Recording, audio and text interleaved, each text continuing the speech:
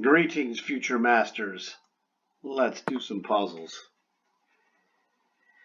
Alrighty, what do we got here? Something like potential back rank.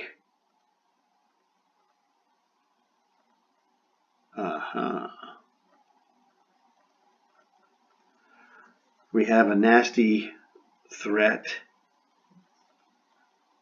of queen to c8 check with like queen to f8, bishop captures f7 check because the rook is on a2. So queen c8 check, queen f8 question mark, bishop takes pawn check, and he's losing. He plays king takes bishop if he wants to, and then we can play queen c4 check, and then queen takes a2 with an exchange for sure. But the problem is we check him, he just goes king to h7. So, very difficult. The other possibility, our queen is under attack by its bishop. So, it's kind of horrible.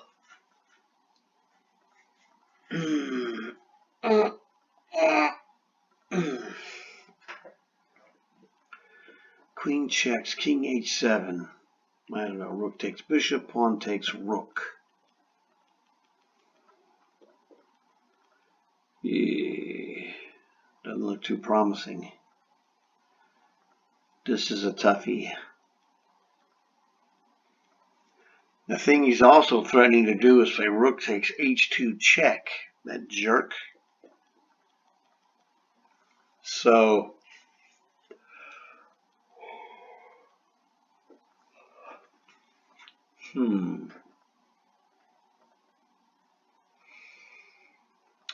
interesting. Just forced to take that check. We just go there and we're once again screwed. Yeah, the bishop takes f7 doesn't work.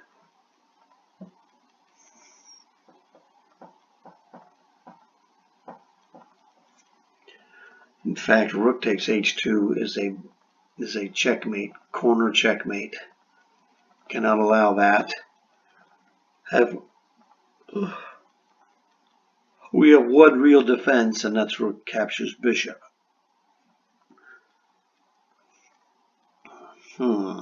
Well, yeah, it's pretty terrible.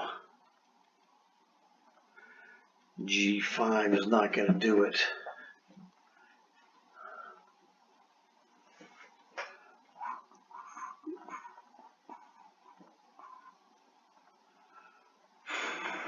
So we got to check this guy or take his bishop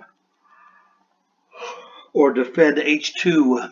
And the only way we can defend h2 is with the queen, so that's out of the question. So checking him, queen c8, king to h7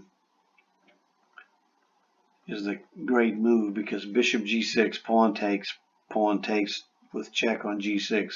He just plays king takes g6 and on that. And you're still stuck with having to play, well, he couldn't take it. He can't take on, king can't take on g6. King can't take on g6 there because of queen to f5 is checkmate. So let's look at the check, king to h7, check with the bishop, pawn takes, and he can't take it because queen to here is mate, so he has to go back to g8. I'm sorry, he's understood it. He can't. He's check. He's screwed. He is screwed. Queen checks, king h7, because if he goes back here, bishop takes f7 is winning. Okay, queen to f8, bishop takes f7, check is winning. But it's the in-between move. The king takes it, queen c4, queen takes a2. This guy's toast. There it is. He's toast.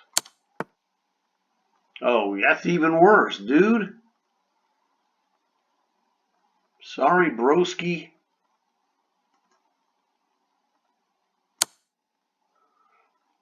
Because now I get him either queen takes queen check or king to g8, queen to c4 check. Sorry, broski. So the other, like I said, the other version, king takes.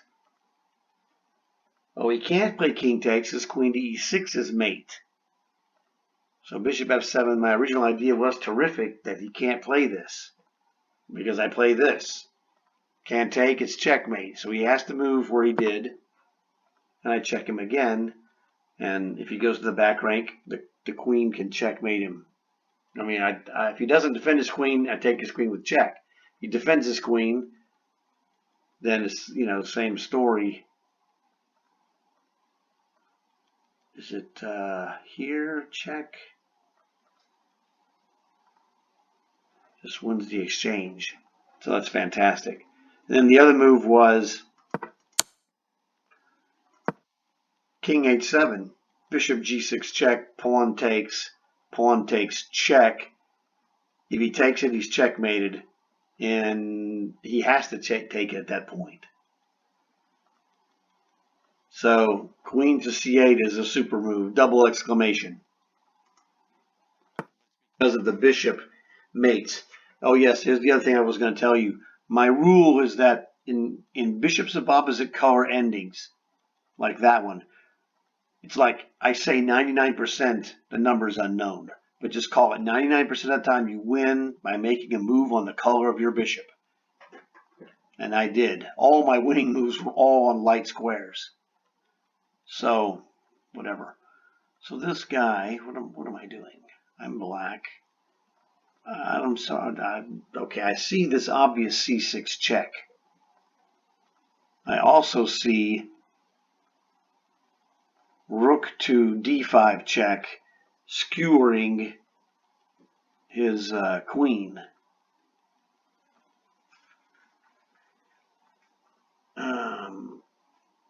That's a good question. Which way is the way to go? Rook to d1 check. King, if king goes to c6, he gets reamed by rook to f6 check. And he loses his queen for nothing. So king, oh yeah. So rook d1 check, king e6. Then he loses to rook to e3 check. This is a killer move because I get him on the c file with rook f6 check. And if he goes to e6, I get him rook to e3 and just force him either one square away from his queen or take his rook and then win his queen. Okay. How is that not the move? This is just absolutely winning a queen. Oh, maybe it's this one because he goes here. When I check him, he just takes the pawn. So if I checked him here, he's forced to e6 and I get him. Dummy, I made the wrong move. I got it.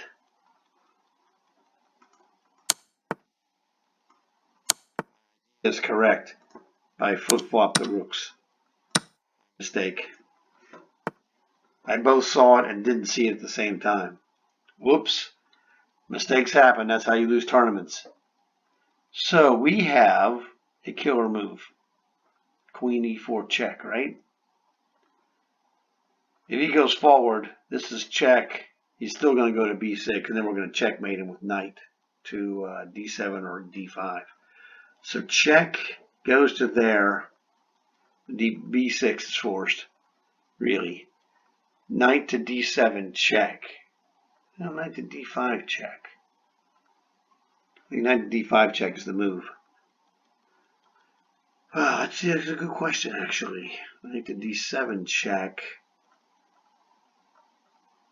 is better. I mean, no, knight, queen e4 check. b6, we check him. He's not going anywhere. Goodbye. Queen, queen, knight, knight. You're toast.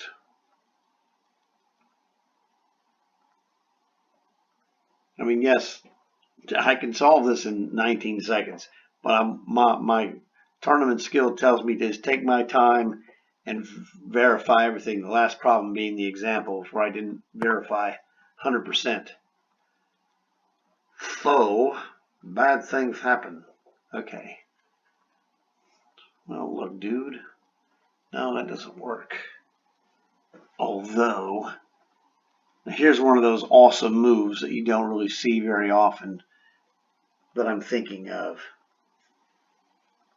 Let me validate this first. You got to do something, and then what is the question? Oh, that's even better. Here, ooh, no, it's nasty. Oh, that's good. Nasty move. The kind of move you don't see very often. Queen to f7. Wicked move. It's an overloaded defender. One of my videos I posted yesterday or the day before was about overloaded defenders. His rook is overloaded. This rook is defending this bishop, although he has the help from this rook. But he's defending the back rank. And then we're also having this g7, so it's a double attack in that regard. But the problem he runs into is that queen f7, rook g8 absolutely loses to queen to g7 check. Rook takes g7, rook to e8 check. This rook blocks the queen's defense.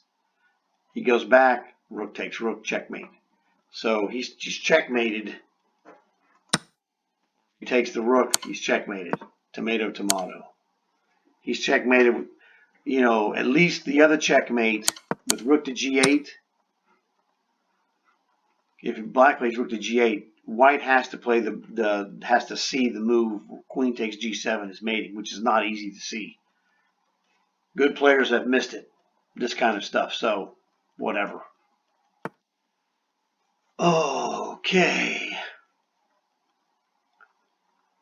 Bam, bam, this guy is on us like white on rice. You know, the magnetic move, knight captures d4 check. It's magnetic, hard to resist, but it just looks like it loses. Knight takes, pawn takes. Dude, he's going to play king takes c5 so fast it'll make your head spin. So the question becomes, oh man, is it something else we have to play, like a waiting move of like a5?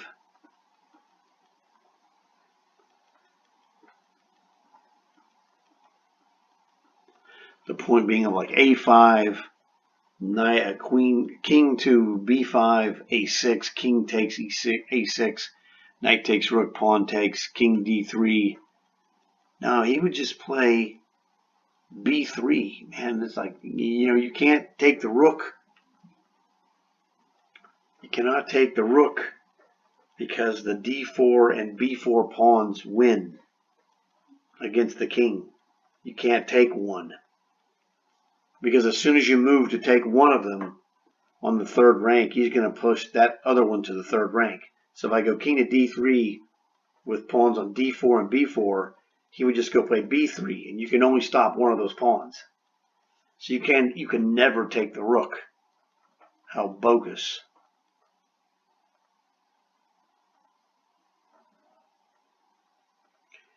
Man, this is just out and out losing.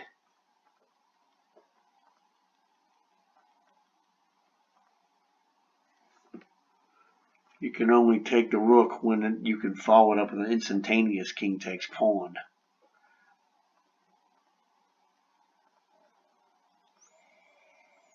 This one's probably mega difficult. A5. What does he do? Man, he's threatening to play G4, that freak. Oh, that's what we do. Knight takes rook, pawn takes E5. So instead of his G4 thrust that passes the pawn, we're going to play the passing of the pawn with E5. And then he can't take this pawn because this one queens with E takes F. I'm sorry, not E5. That would be D4 with D takes C3. So we can absolutely take this. Move wins because it's D4 is the crusher. Yeah, well, good luck with that. Wait a second. Yeah, he can get there. Gotta be careful. I push this. Push it or take? Well, that's a good question. C3. Can't take it. If I go D takes C3,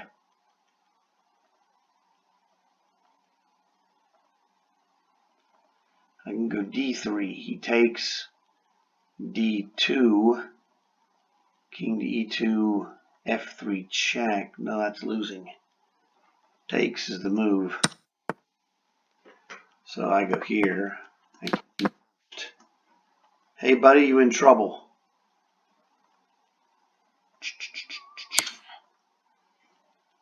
Us. How you like that? I told you I'm awesome at king and pawn endgames. And now you see why. The magnetic move, the one that was drawing me was knight takes rook, is the correct move. The more you look at it, the worse it gets, and then the more you look at it, the better it gets. So you find a good move, and then look to see if there's something wrong with it, which there was. This takes here, but then if I don't do anything, you can't play a waiting move like A5 because he plays G4. So as soon as I realize he's going to play G4, it forces us to take this rook and do the same thing to him that he was threatening to us.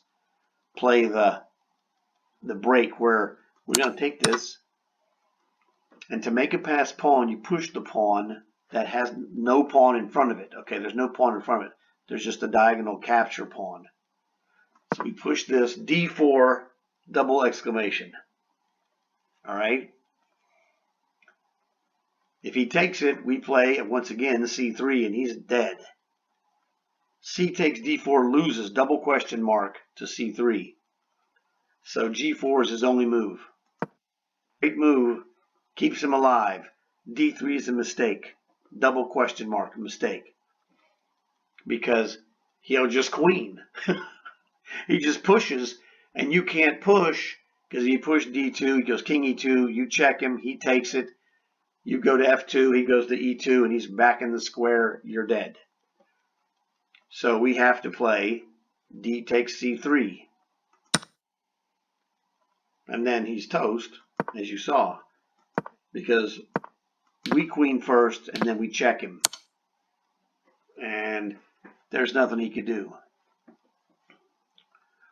We're going to eat this guy's lunch with multiple pawns. So he's got what? King G2. What can we do? We have many things we could do, theoretically. King to G2, we'd have Queen E2 check, a nasty move. That's very nasty. So another brilliant king and pawn endgame save. Okay, and like I say many times, I treat these like it's a miniature tournament. So I win 4 out of 5, which is a very good result. You're not going to win the tournament most often with 4 out of 5, but you're going to be close. And you had a good result. You can have good results in tournaments. 4 out of 5 is a very good result, and not win. I mean, there's no problem with that. I made a mistake. I should have won every game. I had this, but I flip-flopped the moves like by mistake. I had the right idea, but I just got too impetuous And haste makes waste, and the waste is I lost this victory when I saw the sequence that was winning, but I just played the other way and didn't take the time to verify the correct sequence. So I'm just telling you guys, I had rook to d1 check, but king to here. I can't play rook to c3 because he blocks with the rook, and if I go check, I am winning or was winning, but he plays king takes c7. I need to keep this protected, so that was my mistake. The c7 pawn is very valuable, which I recognized but didn't pay attention. So this is the kind of mistake that happens in tournaments. You see it here. Hopefully this will give you the warning bell to avoid this potentially in the future. Good players make mistakes. You just saw me make a very small one, even though I figured out what the winning combo was going to be in theme. Just my technical execution was incorrect. So very valuable. Check all these problems. Yeah, this king and pawn endgame, arising after knight takes rook. This is what separates the men from the boys in a lot of ways, because this position is dead lost if we don't get rid of the rook.